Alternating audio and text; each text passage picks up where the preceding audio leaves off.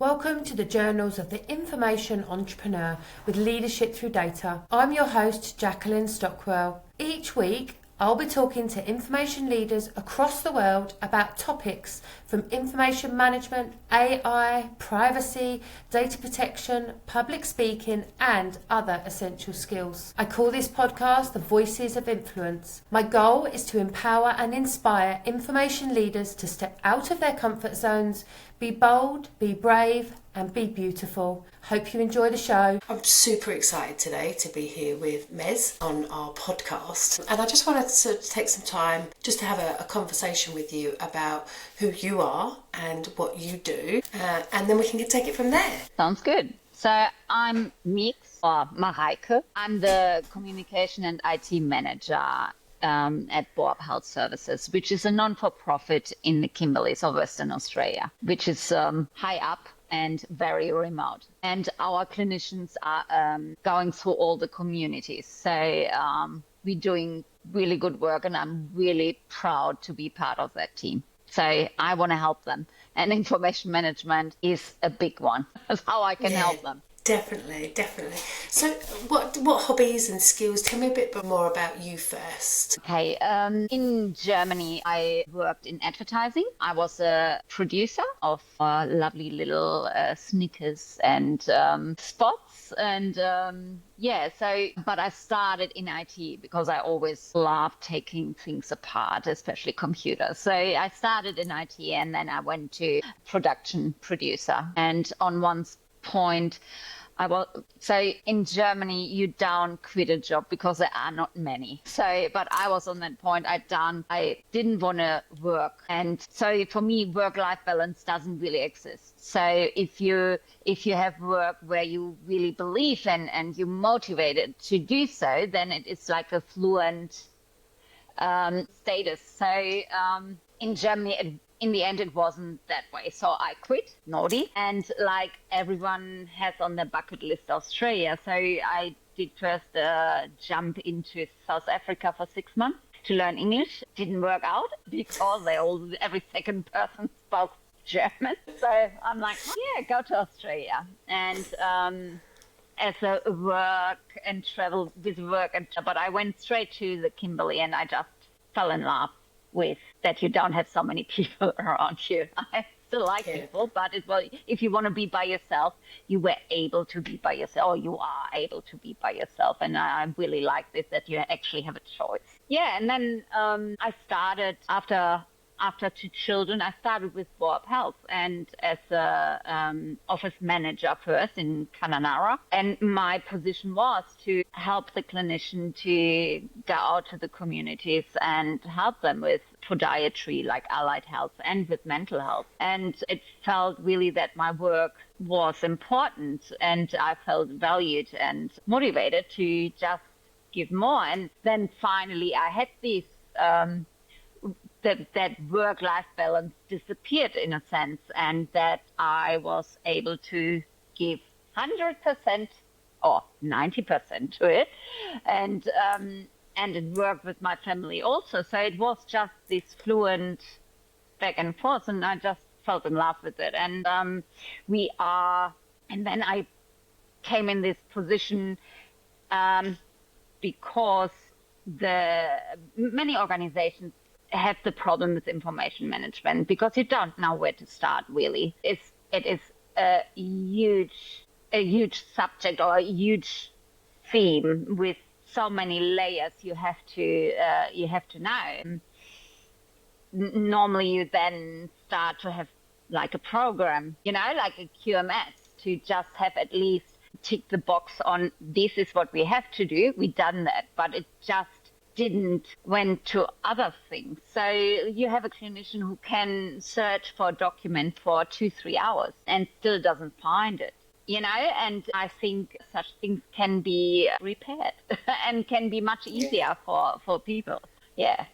And then I came in this as a communication and IT manager because I love IT and I love communication. So I do what I love, and it's fun and challenging. It's really interesting, technique, the blend that you have with IT and communications and information management, because there's a lot of things now for information leaders that we have to know the technology to know how to look after it, but we also have to communicate to the business and influence the business on those things. So I think it's a really good kind of blended role, if that's okay to say that, because it's a kind of well-rounded role. So how do you manage your professional development? So our organization puts on like a very focus on personal development. So we are getting an amount every financial year, which is $4,000. And also we are getting 5 days off. So we can use our PD leave for any days. And at the moment, for me, for example, I'm also on study leave, which you can take per financial year also. So, and I think information management is, you can't separate them. So if you learn something about information management or even build an information management for your organization, then this is also work. So I wouldn't even have to take my PD leave to learn about information management, but build it at the same time. You know, you go normally to an organization and ask them, can you please fix our information management? And then they're coming back with a crowd of, let's say, $1,000, and that's just to do an audit on your structure, and then they're coming back, okay, this is your structure and this is what we think you should do, but it doesn't fit, you know, because they're not working every day in this organization. They are not there. They don't know how staff is working or how much knowledge they have or how brave they are, because it has something to do with bravery. If you're afraid of a computer, you have to fix it first. So you go to this organization, you say, okay, you gave us this plan, it doesn't fit.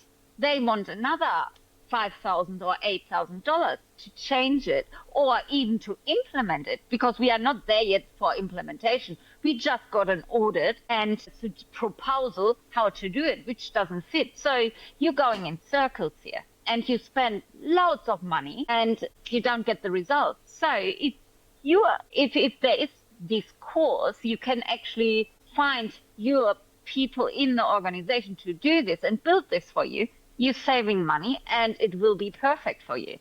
That's and what course opinion. Are you What course are you referring to? Oh, the EMPOWER course, because I think it is so clever. Just really has every layer you can think of in information management, because it's not enough to know, you know, your programs. No, you actually have to teach your staff how to use it and what would be the best way to use it. So if you're not good in communication or in explaining, it's still lost. So every component is really important there, every layer. And EMPOWER is just really catching on here. I hadn't seen another course like that, like that. And that's kind of how we built the EMPOWER program. We built it so it helps with your professional development, but also with organisational compliance. And it is that sort of like saving for the consultancy aspects, for the audits, for the creation of documentation that you need to do, you know, design for information architecture, information asset registers, and those audit pieces, and it kind of all links together in a 12-month program. I'm super excited that you're going to be part of that journey with us. One of the other things I wanted to ask you is, as information leaders, we have so many multiple things to think about, and sometimes that can be quite overwhelming. How do you, if you had a roadmap, what would be one of the key things that you'd want on that roadmap, so you knew exactly where to start from your professional development, but also from an organisation? So audit, like I need to know what we got and what we actually need. It is very overwhelming, but if you know what you've got and you know what you actually need to do, but also what you want to do, because they are both different. We are trying to do ISO compliant, you know, and you have to tick there the boxes, but that's not all. there's much more. You have to know your organization and to make life easier for your staff, because information shouldn't be a burden. It should be your knowledge or the knowledge of the organization. So I would start with what have we got? And of course, it is like you always go in circles very often, because then you say like, oh, we actually need, let's say, a naming convention. But then you see there is a part that's missing too. So you're going in circles and it overwhelms you. Yes, it can be overwhelming. But also you can start having like a parking bay. So if you are, because you need now this naming convention, yes, but when you see the other problems popping up because you are writing this, you have a parking bay and you put it on a parking bay so you can come back to this later and you can actually finish one thing. For now, you might have to change it later again, but that's, Yeah, and that's part why Leadership Through Data's created the EMPOWER Scorecard, because it gives you the roadmap of all the things you've been talking about, but it also gives you a way of assessing your current state, and then as you progress, you can redo the scorecard, and then it will give you an updated score. So you actually then takes you on the journey through your personal and organisational development. And you know what I really like on this scorecard? Sorry, I'm just...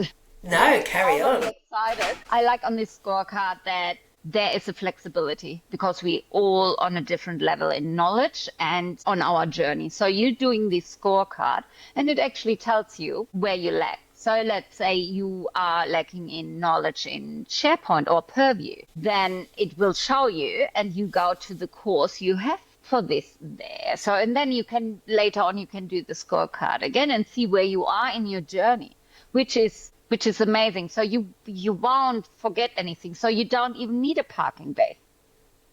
Yeah, absolutely. That was our tool because we couldn't deal with it in any other way. But you solved our problem even so you didn't know our problem, or ours in particular, like personal, individual.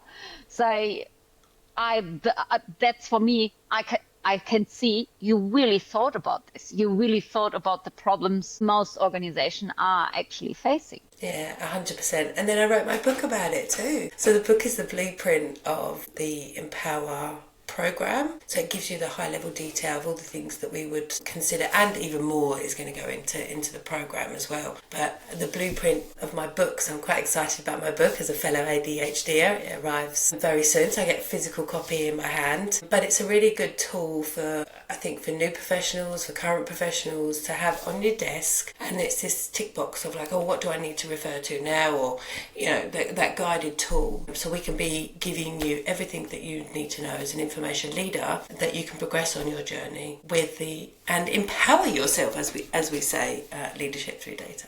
It just fits so good. It's just beautiful. Fabulous. And if you follow me on LinkedIn, you can see some of the outtakes from the Audible version as well. So that'll be out on the 24th of June on Amazon. So it's very exciting about that for review. So Mez, thank you so much for your time today. I'm so grateful. It's been an absolute pleasure. Thank you.